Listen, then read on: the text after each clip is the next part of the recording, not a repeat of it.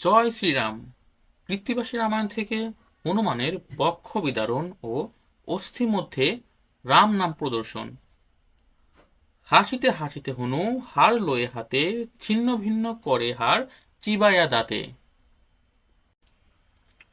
রাবণ বধ এবং দেবী সীতাকে উদ্ধার করার পরে যখন তারা সবাই অযোধ্যাতে আসে, অযোধ্যাতে এসে দেবী সীতা তার নিজের গলার অতি মূল্যবান রত্নহার হনুমানকে পুরস্কার স্বরূপ দেন। কিন্তু সেই হার হনুমান হাতে নিয়ে হাসতে হাসতে অতি সহজেই ছিঁড়ে ফেলে এবং সেই হারের রত্নগুলো সে তার দাঁত দিয়ে কামড়াতে থাকে। দেখিয়া হনুর কর্ম হাসেন লক্ষণ, কুপিত রহস্য ভাবে বলেন তখন।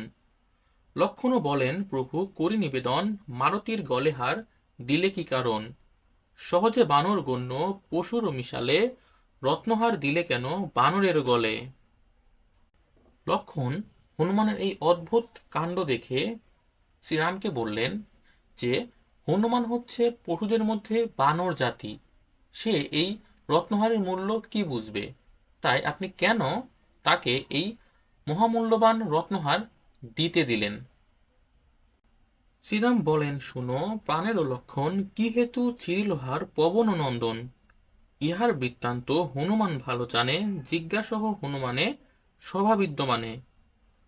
তখন শ্রীরাম বললেন, শুনো লক্ষণ, হনুমান কেন এই রত্নহার ছিঁড়ে ফেলল সেটা হনুমানই ভালো জানে। তাই সভা মধ্যে হনুমানকে জিজ্ঞেস করো সে কেন এরূপ কাজ করল। হনুমান বলে, শুনো ঠাকুর ও লক্ষণ, বহুমূল্য বলিহার করিনু গ্রহণ। দেখিলাম বিচার করিয়া তারপরে, রাম নাম নাহি এই হারেরও ভিতরে। রাম নাম হীন যাতে এমন যে ধন, পরিত্যাগ করা ভালো নাহি প্রয়োজন। তখন হনুমান বলেন, শুনো লক্ষণ, মহামূল্যবান বলেই হারটি আমি নিয়েছিলাম, কিন্তু পরে বিচার করে দেখলাম এই হারের ভিতরে তো রাম নাম নাই, আর যে জিনিসের ভিতরে রাম নাম নাই তার কোনো প্রয়োজনীয় নাই, তাহা পরিত্যাগ করাই ভালো। লক্ষণ বলেন, শুনো পবন কুমার, রাম নাম চিহ্ন নাহি দেহেতে তোমার। তবে কেন মিথ্যা দেহ করেছ ধারণ, কলেবর ত্যাগ করো পবন নন্দন। তখন লক্ষণ বলেন, হে হনুমান, তোমার দেহেও তো রাম নামের কোনো চিহ্ন নাই, তাহলে তুমি মিছে মিছে কেন এই দেহ ধারণ করে আছো? তুমি দেহ ত্যাগ করো।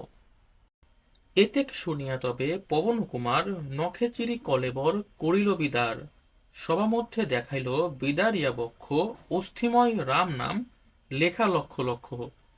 দেখিয়া সবার লোক হইল চমকিত, অধোমুখে লক্ষণ রহিলা সলজ্জিত।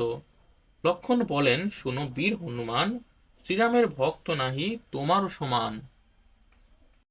হনুমান এই কথা শুনে নখ দিয়ে তার শরীর চিরে ফেলল এবং সবাইকে দেখালো যে তার বুকের মধ্যে তার হাড়ে হাড়ে লক্ষ লক্ষ রাম নাম লেখা।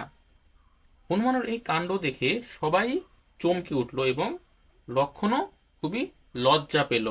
তারপরে লক্ষণ বলল যে, হে বীর হনুমান, তোমার মতো এত বড় রামের আর কোনো ভক্ত নাই।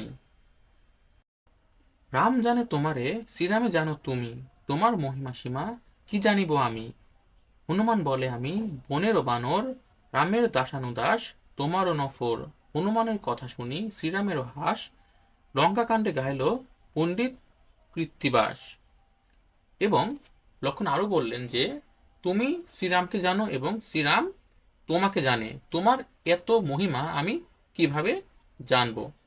তখন হনুমান বলে যে, আমি সামান্য বনের এক বানর, আমি শ্রীরামের দাসেরও দাস, অর্থাৎ তোমারও দাস আমি। তো হনুমানের এই কথা শুনে শ্রীরামও হাসলেন।